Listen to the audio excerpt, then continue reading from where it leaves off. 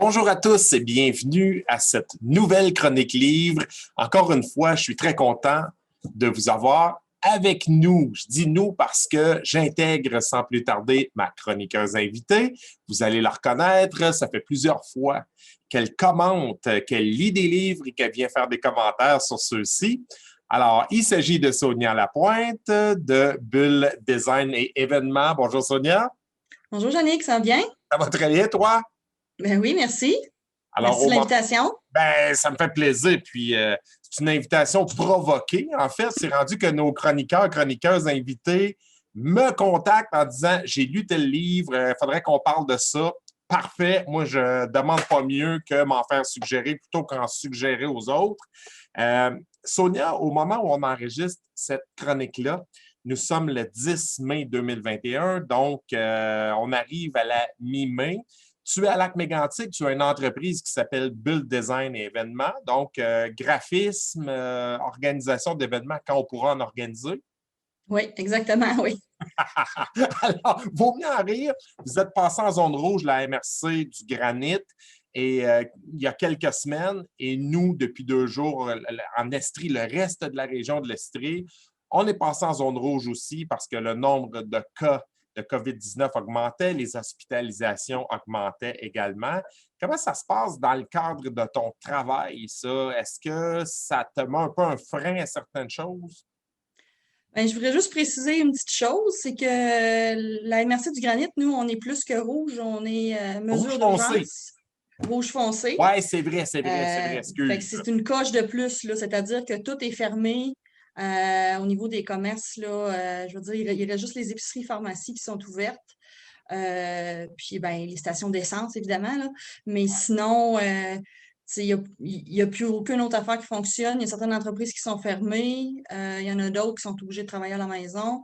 C'est sûr que moi, je travaille déjà de la maison et qu'à ce niveau-là, ça n'a pas affecté mon travail au quotidien, si on veut. Oui, Mais c'est sûr que je pense que les 2 dernières fois qu'on a été fermés, les gens en ont profité pour préparer l'après, oui. pour se dire, là, j'ai du temps. Mais là, honnêtement, hier, quand j'étais allée marcher, j'ai senti, aux quelques personnes que j'ai croisées, que les gens étaient plus découragés, que les gens avaient peur que certains commerces ne réouvrent pas après, parce OK. qu'il y a des petits commerçants là, que la fête des mères, pour eux, là, c'était une mine d'or, là. Puis là, ben, ça Ouais, a été fermé ouais. avant ça. Donc, ça l'a, tu sais, comme la fleuriste, Le les restaurant. restaurants, tu sais, les restaurants, la fête des mères, pour avoir été moi-même serveuse dans mon temps d'étudiante, c'était la plus grosse fin de semaine de l'année, là. Toujours, toujours. Je me souviens, j'avais un centre de rénovation à Lac-Mégantic et le dimanche de la fête des mères, il n'y avait pas un client parce que les C'est sûr. restaurants étaient bondés, tu sais, les gens n'étaient pas là, c'était la récompense de la mère, c'était l'achalandage en restauration est pas mal plus grand pour la fête des mères que la fête des pères. On y va Ouais, pour la fête des pères, mais pour la fête des mères, on dirait que c'est un incontournable, le restaurant. oui, oui, c'est ça. Donc, mais par rapport à ma business, à moi, c'est sûr que le côté événement, ben là, c'est aussi mort que c'était là, depuis que j'ai débuté. Mais ça, je le savais que tant que la pandémie allait exister, les organisations d'événements n'existeraient pas. Mais au niveau du graphiste, c'est sûr que j'ai encore pas mal de contrats sur la table. Oui, Peut-être qu'on va le voir à retardement, parce que c'est quand même juste depuis mardi passé qu'on est mesure d'urgence. Donc, des fois, ça se fait sentir une semaine ou deux après, là, parce que les projets qui étaient déjà commencés, ben, on les poursuit. ben oui, Mais c'est, effectivement, c'est les nouveaux que là, je ne sais pas, mais garde, moi, je suis chanceuse, là, je veux dire, tous mes enfants restent encore ici, mon conjoint, donc on a une bulle de 5, fait que je ouais. me compte très chanceuse par rapport à des amis que j'ai qui restent seuls, puis Qui sont que isolés, des personnes c'est ça. âgées aussi. Il Oui, faut avoir une pensée. c'est ça. Effectivement, et tes enfants, bon, tu as du contrôle parce qu'à 8 heures, ils sont obligés d'être revenus à la maison. Ouais, c'est moins stressant même. C'est pas drôle, c'est pas drôle. Mais j'ai entendu tes parents dire ça déjà dans le passé. Ils disent, mon Dieu, que c'est le fun. Ça passe plus sur notre dos quand on met un couvre-feu, ça passe sur le dos du gouvernement. Il faut que les enfants soient revenus à 8 heures. On en rêve presque à un certain âge. Mais effectivement, c'est vous, dans le granit, vous êtes obligés de. Ben, à 8 heures, il n'y a plus personne sur les routes à moins d'une permission spéciale.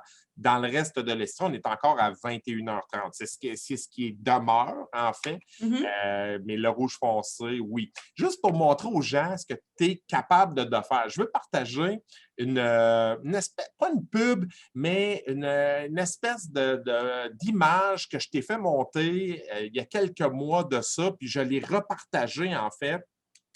Je l'ai repartagé hier alors qu'on est retombé en zone rouge ou ce matin, en fait.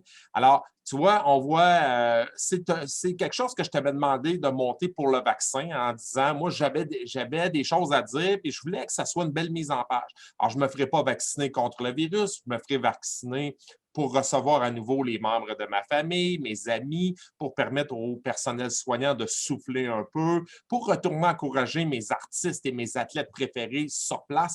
Et les artistes, quand on est en zone orange, je suis allé voir comme 3 spectacles. Je vais au cinéma à chaque semaine. Je joue avec mes petits-enfants sans crainte. Alors, je les ai vus à travers la vitrine de la porte patio pratiquement depuis le début de la pandémie. Alors, c'est ça.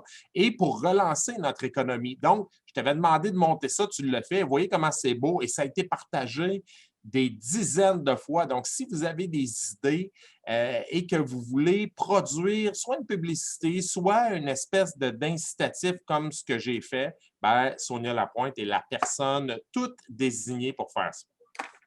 Ben, je te remercie de parler de ça, mais aussi, c'est sûr que je trouve que c'est très important. Tu sais, les gens ne réalisent pas que c'est pas tout d'avoir un logo, d'avoir une belle image.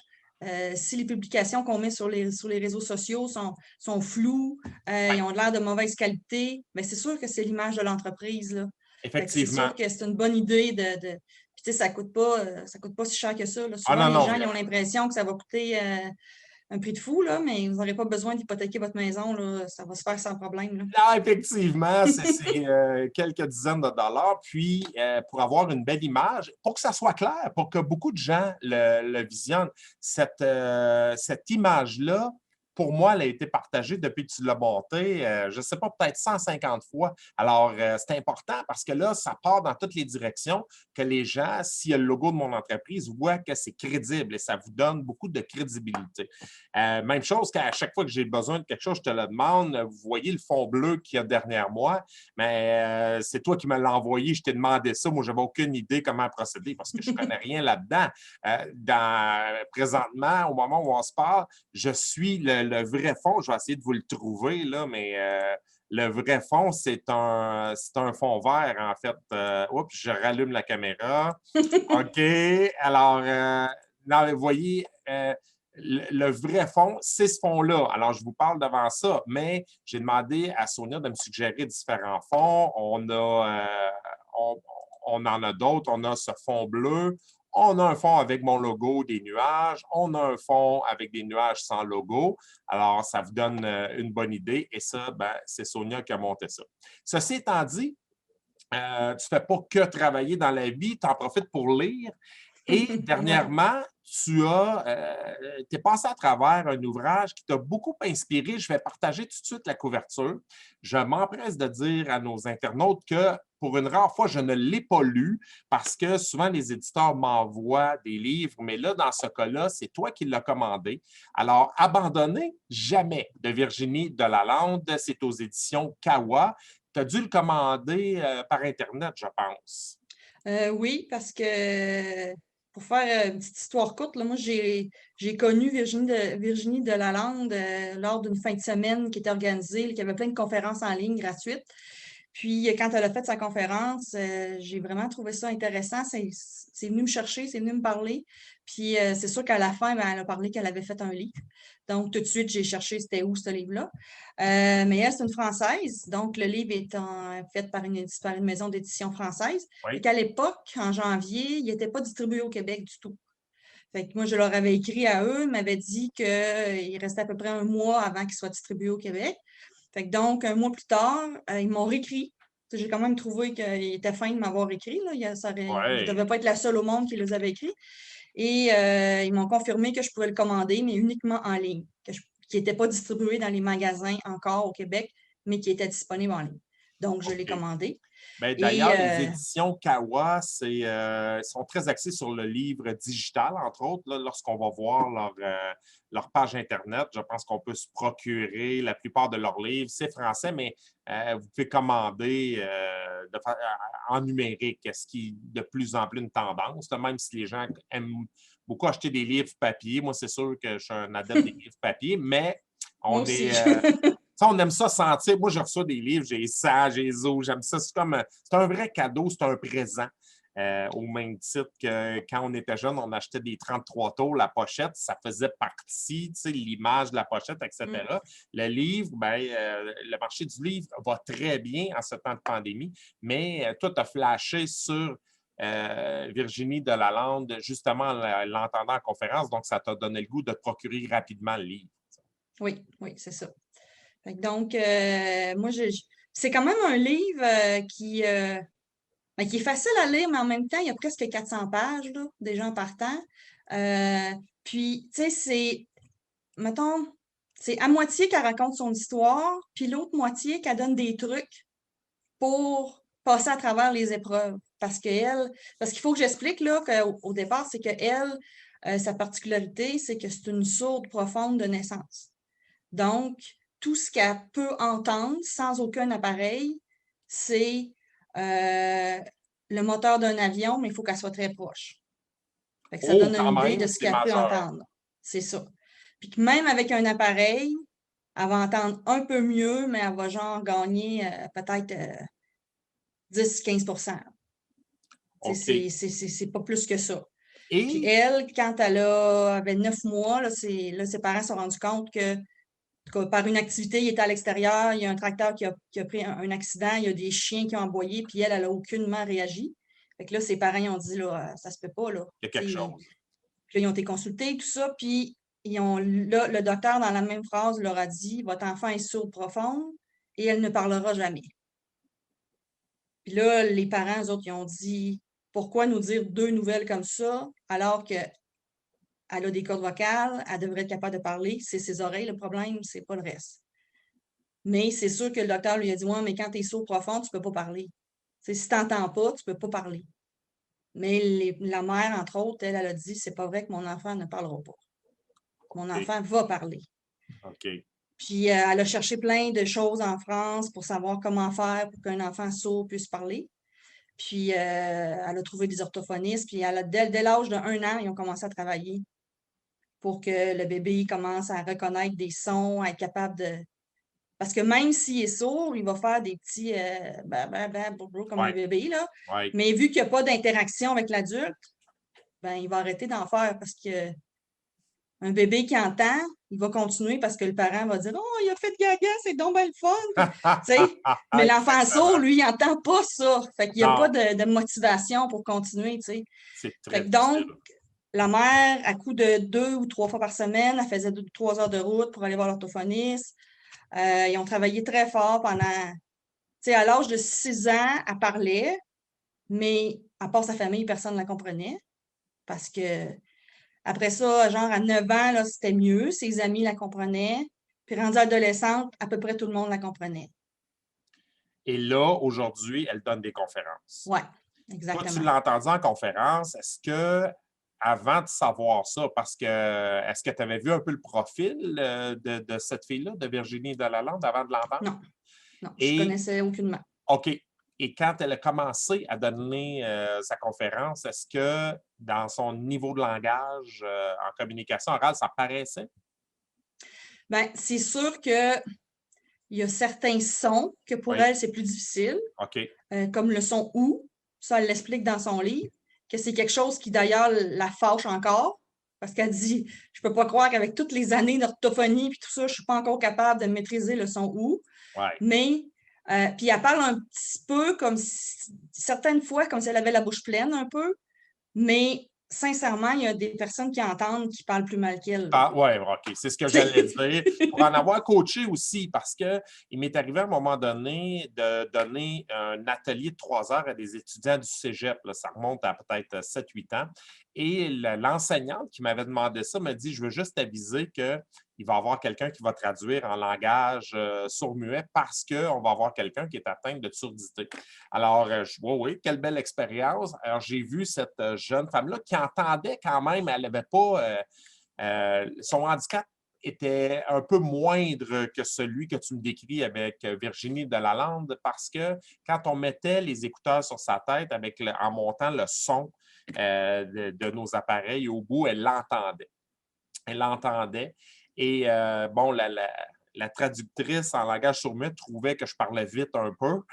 J'ai trouvé Voyons, ça je comprends drôle, pas. j'ai trouvé ça drôle, mais c'était vrai, en fait. Mais par la suite, j'ai pris en coaching cette fille-là qui s'appelait Nathalie et elle a dit que, étant donné qu'elle entendait un peu, on travaillait des exercices de diction, puis elle a progressé plus rapidement qu'avec une orthophoniste à cause des écouteurs. Et ça a été très révélateur. Dans le cas de Virginie Delalande, ce n'est pas possible, mais l'orthophoniste a énormément de mérite. Là, ça prend des gens hyper spécialisés pour réussir parce que tu ne peux pas entendre si tu progresses. Tu ne peux pas t'entendre Non. évoluer. C'est incroyable. Alors, ces gens-là ont beaucoup de mérite de pouvoir donner des conférences. Et tu as raison de dire qu'il y a des gens parfois qui me contactent ou je croise des gens dans des lieux publics ou dans des commerces qui parlent.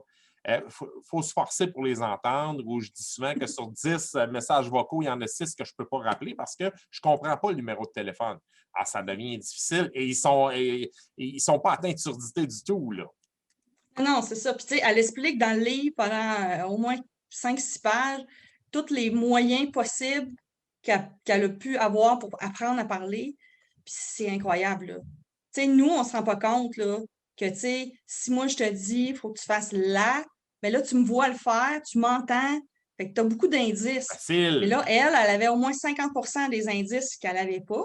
Fait que donc, des fois, c'était que elle regardait l'orthophoniste, puis après ça, il prenait un miroir, elle essayait de reproduire la même chose avec sa bouche en n'ayant aucune idée si le son était le même. Des fois, c'était un dessin qui montrait une affaire, que, je ne sais pas moi, un objet, que la résonance, qu'il y a une vibration, que ça pouvait montrer comment ça peut vibrer avec la gorge. Ouais. C'est vraiment incroyable, là. Oui, oui, oui, Puis elle oui. expliquait qu'il y a vraiment beaucoup de sons que nous, on ne réalise pas, avec des consonnes surtout, que ça ressemble. Tous les sons se ressemblent. Mais pour nous, on voit une différence, mais eux, ils ne la voient pas. Puis OK. même encore aujourd'hui, je ne sais pas, elle a peut-être 45-50 ans, j'ai aucune, je ne Eh, sais mon pas Dieu, trop elle a son l'air toute âge. jeune. Elle a l'air toute jeune. Mais, peut-être que je me trompe aussi, moi je ne suis pas bonne pour évaluer les âges des gens, là, Et c'est possible, en fait. mais ce Quelle qu'elle a belle dit, c'est que, femme, belle elle personnalité. parle, mais elle n'a jamais entendu sa voix. Ouais, c'est C'est incroyable. quand même C'est incroyable. moi, ça m'a impressionné parce qu'elle commençait sa conférence en disant: je vous parle avec cette voix que je n'ai jamais entendue. Vous pensez peut-être que je parle pas bien, mais j'ai travaillé pendant 20 ans pour avoir cette voix-là, là. Incroyable. Incroyable. Fait qu'en partant, tu peux juste dire wow, tu sais. Oui. Alors, dans son livre qui s'intitule Abandonner jamais, on comprend pourquoi le livre, c'est le titre du livre. Elle parle de son histoire, mais c'est beaucoup, corrige-moi si je me trompe, mais c'est un hommage à la différence. Comment on peut Ouais. avancer dans la vie, même si on est handicapé, même si on est vraiment différent des autres, de la masse, en fait. Oui. Mais elle, ce qui est drôle, c'est comme si sa vie avait été séparée en 2 sections. C'est que les 27 premières années de sa vie, elle a passé sa vie à se battre pour parler, pour réussir à faire toutes les mêmes choses que les autres. Parce que surtout les premiers 10 ans, elle, dans sa tête, n'était pas différente. Mais à un moment donné, elle a réalisé que les gens ne la percevaient pas pareil. Ouais. Parce qu'il y a il y a des enfants qui sont vraiment. Il n'y a rien de plus méchant qu'un enfant avec un Ben, autre enfant. non, c'est clair. Non, non, ça, c'est sûr et certain. Fait que, là, Mané, c'est ça. C'est que même dans toutes les écoles qu'elle a faites, il y en a une ou deux qui étaient faites avec des personnes sourdes, mais les autres n'avaient aucun moyen de faciliter. Elle, si le professeur parle d'eau aux enfants parce qu'il écrit au tableau, ben, elle ne comprend plus rien parce qu'elle lit sur les lèvres. Mais s'il parle devant eux, ben là, elle va comprendre. Mais si aussitôt Ben qu'il oui. se tourne, c'est fini, elle ne comprend plus. Ben non, c'est sûr. Aussitôt que le professeur a une moustache, ça cache les lèvres, elle ne comprend plus. Puis souvent, elle demandait de faire un changement, pas nécessairement de se couper la moustache, là, mais un changement plus facile. Puis les personnes ne semblaient pas comprendre l'amplitude parce que nous, on ne vit pas ça, on ne le sait pas.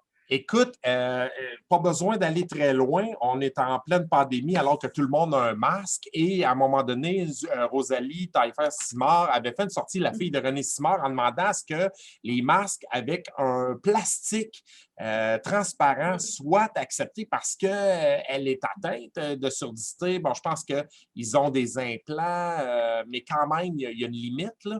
Et avait lancé quand même tout un débat là-dessus. Puis, tu sais, quand tu n'es pas dans cette réalité-là, tu ne réalises pas à quel point ça peut être important. Et on sait que, tu sais, cette belle Rosalie, c'est quelqu'un, mon Dieu, qui fait des spectacles avec son père, etc. Mais elle avait lancé ça, puis je pense que ça avait fait quand même réfléchir beaucoup de gens suite à sa sortie. Donc, c'est un petit peu la même chose pour Virginie Delalande. Ça ne doit pas être la meilleure année de sa vie pour ça, là. Non, non, c'est sûr. Fait qu'elle, c'est ça, tu sais, les premières 27 années, elle s'est battue, elle s'est battue. Puis, tu sais, elle a quand même, elle s'était fait dire qu'elle parlerait jamais. Elle parle. Elle s'était fait dire qu'elle serait jamais capable d'aller à l'école. Et non seulement elle était à l'école, mais elle a eu son diplôme d'avocate. Tu sais, on s'entend que Diplôme de droit, c'est, beaucoup de matière à apprendre. tu sais, Ouais. c'est pas juste, ben, je dis pas qu'il n'y a aucun petit diplôme, là, mais c'est quand même des grosses études, là. Oh, effectivement. C'est assez long avant d'arriver au diplôme. Puis Oui. elle s'est faite plusieurs fois dire qu'elle ne pourrait pas le faire, qu'elle ne peut pas être une avocate parce qu'elle est sourde. Puis la dernière fois qu'elle se l'est fait dire, elle a répondu, si vous ne savez pas que je ne suis pas capable de me défendre avec tout ce que j'ai dû combattre, je vais être la meilleure avocate qu'il va avoir parce que je suis capable de passer à travers de tout ce qui se passe. Puis Wow. elle a raison, tu sais. Mais Wow. après ça, elle a fait une dépression à 27 ans parce qu'elle était comme à bout de se battre. Puis après la dépression, là, elle a réalisé qu'est-ce qui faisait ses forces, c'était sa différence. C'est ce qu'on appelle la résilience. Elle a décidé de tabler sur cette différence-là avec un livre, avec une série de conférences, mais qui inspire énormément de gens. Moi, je suis allé voir les commentaires à propos de son livre. C'est quelqu'un qui a une base d'adeptes qui suivent ces choses. C'est majeur, là. C'est vraiment, vraiment majeur, là. Alors, les gens, particulièrement en Europe, là, vont la suivre. C'est une histoire qui sort vraiment de l'ordinaire. C'est incroyable. Qu'est-ce que tu as retenu le plus là-dedans par rapport à la persévérance? Parce que tu me parles de 20 ans de travail acharné pour réussir à être entendu. Il y a une dépression à travers ça. Bien, ça, une dépression, il faut que tu te relèves de ça aussi. Alors, c'est un autre obstacle, c'est une autre difficulté. Alors, qu'est-ce qu'on retient en lisant ce livre-là? Bien, je te dirais que quand j'avais vu sa conférence, elle avait dit une couple de phrases qui étaient assez percutantes, que moi j'avais notées avant même d'avoir le livre. Puis pour le fun, j'ai ressorti mon papier tantôt pour voir, tu sais, ce que j'avais écrit en janvier versus maintenant. Oui. Puis honnêtement, ça résume quand même bien ce qui. Parce que, tu sais, ça m'avait bien gros frappé parce qu'elle disait les tiroirs, c'est bon pour les chaussettes, mais pas pour les humains. Parce qu'elle trouve que les gens veulent trop rentrer dans une petite case. Puis, tu sais, il faut qu'on fitte dans ça. Même les enfants à l'école, s'ils sont un peu différents, ben non, parce qu'il y en a 30 dans la classe, il faut que tout le monde soit pareil. Puis, tu sais, je trouve que ça résume bien son livre parce qu'elle, au OK. contraire, elle se dit plus qu'on est différent, bien, plus qu'on va faire notre marque. Parce qu'elle dit, dans une entreprise, quand tu as 22 employés, s'il y en a 21 qui sont tous pareils, c'est qui que l'employeur va se rappeler? C'est le seul qui est différent parce qu'il va sortir du lot. Ouais. En autant que possible, on va essayer qu'il soit différent parce que c'est positif, là. Tu sais, je veux dire, s'il est différent parce que c'est un pas fin, c'est pas la même chose, mais tu sais, fait que ça m'a bien gros marqué. Puis elle explique à une page, puis je pense que je vais en lire un petit bout, là. Je vais juste se retrouver. 152. C'est pas long, mais ça m'a fait penser beaucoup à ce que tout le monde a vécu à cause de la pandémie. Moi, la première, parce que ma vie a beaucoup changé depuis 2020. Et c'est le moins qu'on puisse dire, hein? De passer de salarié à entrepreneur, tu as lancé ton entreprise contre vents et marées parce que dans l'entourage de quelqu'un qui n'a pas tant d'entrepreneurs que ça, les gens nous communiquent beaucoup leur peur. Oui. Et là, tu as été appelé à être très différente de ce que toi, tu étais. Donc, la différence, des fois, c'est par rapport à nous-mêmes. Les gens ont Oui. été habitués de te voir, toujours la même job, petite vie tranquille, etc. Et là, du jour au lendemain, tu annonces à ton patron que tu quittes pour voler de tes propres ailes. Tu vas suivre un cours en lancement d'une entreprise en pleine pandémie. Alors, on ne peut pas être plus insécure que ça. Quelqu'un qui se lance à ce moment-là, c'est incroyable. Donc, je comprends que ce livre-là t'ait parlé un peu. Ben, c'est parce qu'aussi, même encore là, tu sais, je rencontre des gens qui me disent hey, ça ne doit pas marcher ton entreprise avec la pandémie, hein? Et moi, à chaque fois, si j'en reviens pas, je me dis voyons donc, là, tu sais, premièrement, commence à me demander si ça va bien avant de me dire ça. Puis deuxièmement, ben, tu sais, à un moment donné, il n'y a pas de bon moment ou de pas bon moment pour décider de faire ce qu'on veut faire, là. C'est juste Non, qu'on n'est plus capable d'être où ce qu'on est, puis on a besoin d'aller ailleurs, c'est tout, là. effectivement. Mais c'est ça, le petit bout qu'elle disait, puis que tu vas comprendre pourquoi ça m'a touchée. Fait que je vais en lire un bout. En tant qu'être humain, on commet tous une erreur. Tant que quelque chose n'est pas douloureux à vivre, on se dit que ce n'est pas grave et on n'agit pas. On ne s'en rend pas compte. On ne se rend pas compte que tous ces petits trucs de rien du tout, qu'on n'arrive pas à aimer dans notre quotidien, le collègue qui est pas gentil, mais pas si pire que ça. La job qui est quand même pas un peu chiante, qui est quand même un peu chiante, mais pas tant que ça. Nous font perdre beaucoup d'énergie. Cette énergie que nous mettons à subir, critiquer, juger, soupirer, râler, est une énergie que nous n'utilisons pas pour élever notre vie à un niveau qui nous correspond vraiment. OK. Fait qu'on endure beaucoup de petits malheurs, mais qui s'endurent. Ben oui. Puis tant que c'est Pour... pas une grosse affaire, ben c'est comme si on se dit ça va passer, c'est pas grave. Jusqu'à temps qu'un moment donné, il arrive l'affaire qui dit non, on veut plus, c'est plus négociable, puis on doit passer à autre chose. Mais c'est que des gens, qu'elle n'arrive jamais, cette grosse affaire-là, puis qui passent toute leur vie à avoir plein de petits malheurs qui sont pas heureux, mais ils sont pas capables de décider de changer. Oui, effectivement. Oui, et d'ailleurs, les gros changements vont souvent arriver, comme tu le mentionnais, après un divorce, une crise cardiaque, une faillite, où là, les gens disent OK, moi, là, j'ai plus rien, ou là, j'ai failli mourir. Alors, pour la suite de ma vie, j'accepterai plus jamais la vie que j'avais avant, qui ne faisait pas mon affaire, finalement. Alors, ça peut arriver comme ça. Dans son cas, à elle, bon, évidemment, il s'agit d'une vie qui aurait pu être remplie de limites, là, en disant à la limite, l'État peut te faire vivre, là, t'es Ben, saoul, c'était ça. Tu sais, c'était ça que si elle avait suivi la destinée, entre guillemets, que le médecin avait dit à ses parents, ben, elle n'entendrait pas, elle parlerait pas, elle serait sur. Ben, en France, c'est pas le BS, là, mais c'est une autre affaire qui ressemble à c'est ça. une espèce de soutien pour personnes limitées, là, C'est ça. physiquement ou mentalement, peu importe. Là, C'est ça. Mais elle aussi, en plus, à chaque fois que les gens ils disent oui, mais tu as fait plein de choses, elle a dit tout le temps oui, mais si je voulais survivre, c'était ça qu'il fallait que je fasse. Tu sais, pour elle, c'était comme normal parce que tu sais, c'est ça ouais. la vie.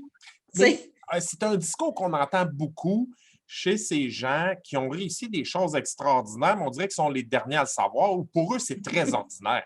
Tu sais, Oui. je salue mon étudiant Steve Prou qui dirige un organisme dans le secteur de Quaticook. Je pense que c'est le Carrefour Jeunesse Emploi. Il dirige 5-6 employés, mais lui, il est non-voyant. Il n'a pas toujours été non-voyant. C'est un gars qui a été gardien de but dans le midget 3A au hockey. C'est un gars qui était un athlète, puis à un moment donné, en raison d'un diabète très sévère, bon, mais il a perdu la vue. Comme on voit, ça arrive. Moins aujourd'hui, mais ça arrive encore. Et c'est un gars qui est allé faire des études quand même et qui dirige un organisme depuis longtemps. C'est un gars qui est un pilier dans son secteur en développement économique.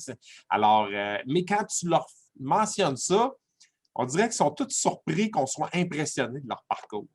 Ouais. C'est vraiment Mais tu sais, particulier. c'est vrai pour les personnes avec un handicap, puis qui souvent, ils vont avoir leurs 4 autres handicaps qui vont être comme surdéveloppés pour compenser. Mais même les personnes qui n'ont aucun handicap physique, ben, la personne qui va avoir, c'est comme mettons moi que j'ai une bonne attitude en création, ben, ça m'arrive là, que les gens vont me dire hey, c'est vraiment extraordinaire. Moi, je suis comme ben, je veux dire, pour moi, c'est facile de faire ça. Là, Pour toi, c'est t'sais. correct. Mais c'est sûr que si tu me demandes d'opérer à cœur ouvert, là, ben, ça va être différent. Là. Puis, tu sais, c'est ça qu'elle dit dans le livre aussi. Elle dit, tu sais, tout le monde est intelligent, mais si tu demandes à un poisson rouge de grimper aux arbres, là, ben, tu vas penser qu'il est totalement niaiseux, là. Ouais, non, c'est ça, exactement. Exactement. Alors, elle, en étant atteinte de surdité, elle a développé d'autres capacités. Oui, Au c'est même sûr. titre qu'un non-voyant va avoir l'ouïe très développée ou l'odorat, les autres sens sont beaucoup plus développés, mais elle a tellement travaillé que son rôle dans la vie, c'est probablement d'être un exemple pour les autres. Oui, puis elle a fait avancer beaucoup de choses pour les personnes sourdes en premier lieu, mais aussi pour les autres handicaps. Parce que, exemple, tu sais, moi, on ne réalise pas ça parce que nous, on n'a pas cette contrainte-là, mais quand tu as une assurance automobile ou de maison ou peu importe, là, puis que tu as un problème, tu dois appeler l'assurance, elle ne peut pas appeler parce qu'elle n'entend pas. Puis quand là, maintenant, elle peut faire des messages textes, mais avant, là, il n'y en avait pas, là, 20 ans. Ouais, Là, c'est vrai. elle devait trouver quelqu'un qui appelait pour elle. Puis, tu sais, c'est vraiment niaiseux de ne pas être capable de faire ça. Mais pour eux autres, c'est une réalité. Même si tu as une crevaison sur le bord de la route, ils ne pouvaient pas appeler CAA, là, parce qu'ils ne sont pas capables d'appeler. Donc, elle Mais elle, devait elle peut attendre que conduire, elle quelqu'un peut passe pour conduire appeler quand pour même. elle. Elle a le droit de Oui, conduire? Ah oui, oui, OK. Ah, oui. c'est... Puis là, elle a fait développer des façons de faire pour que les assurances, puis tout ça, ils puissent être utilisables par les personnes sourdes et aussi que les appareils soient déductibles d'assurance. Parce que avant ça, tu peux assurer, quelqu'un peut assurer son auto, sa maison, peu importe, mais ou il peut assurer son fauteuil roulant s'il ne peut pas marcher, mais les appareils auditifs, il ne pouvait pas les assurer. OK. Puis, tu sais, un Incroyable. appareil auditif pour une personne qui est sourde profonde, ça coûte cher, là. Oui, puis oui, c'est ça. Alors, effectivement, ben tu vois, c'est quelqu'un qui s'est donné cette mission-là. Alors qu'il y a tellement de gens qui ont des contraintes pas mal moins grandes que ça et qui se sentent freinés. Alors, c'est peut-être à ces gens-là que le livre devrait aller aussi. Oui.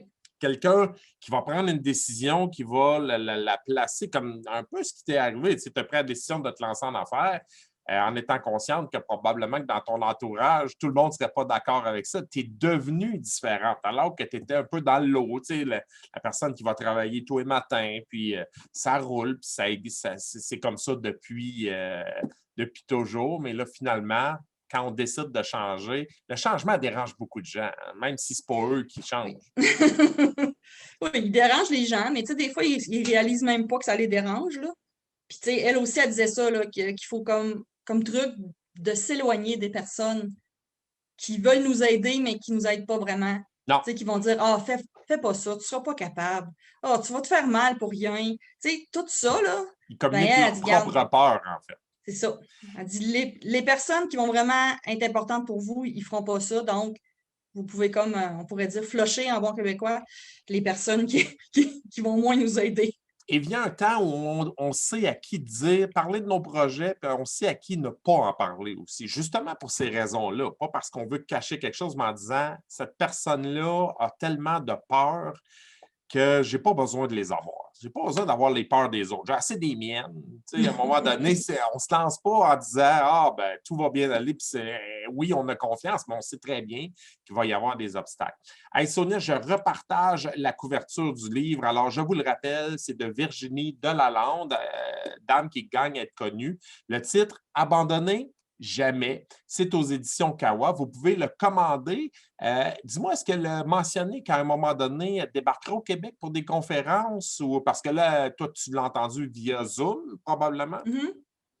Ben, elle n'a pas parlé, mais c'est sûr que, tu sais, moi, en janvier, honnêtement, puis même encore aujourd'hui, on ne sait pas trop quand est-ce que les gens ont le droit de se promener à travers la planète, là, mais Oui. en janvier, c'était vraiment loin fait que c'est peut-être pour ça qu'elle n'a pas parlé aussi.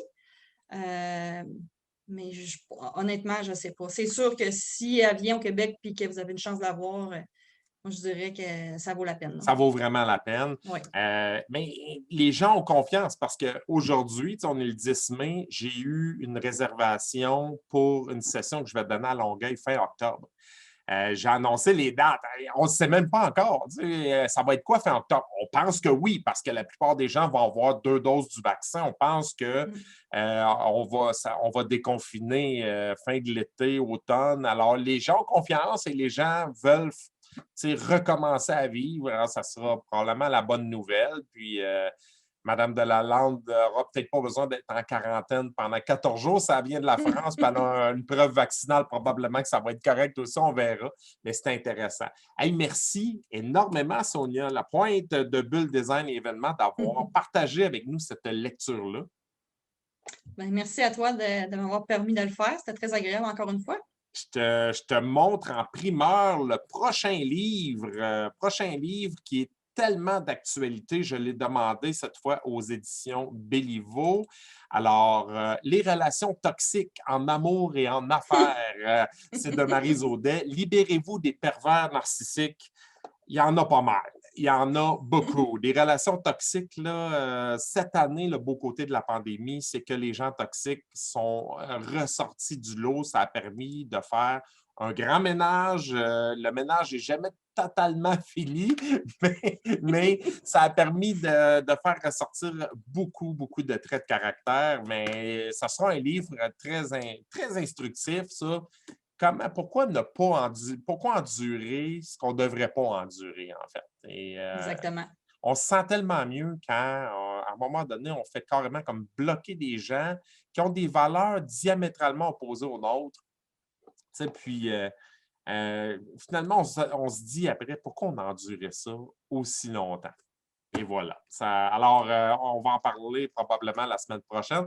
Merci encore à vous tous. Merci d'avoir été là. Envoyez-nous vos commentaires. Vous pouvez avoir accès à nos autres chroniques livres via la chaîne YouTube de Bienvenue chez Malo. Vous allez voir Sonia Lapointe dans 3 ou 4 épisodes, si ce n'est pas plus, parce que entre 2 contrats de graphisme, elle lit des livres. Alors, c'est ça, puis on se revoit bientôt. Merci beaucoup. À la prochaine. Merci. Bye bye. Bye bye.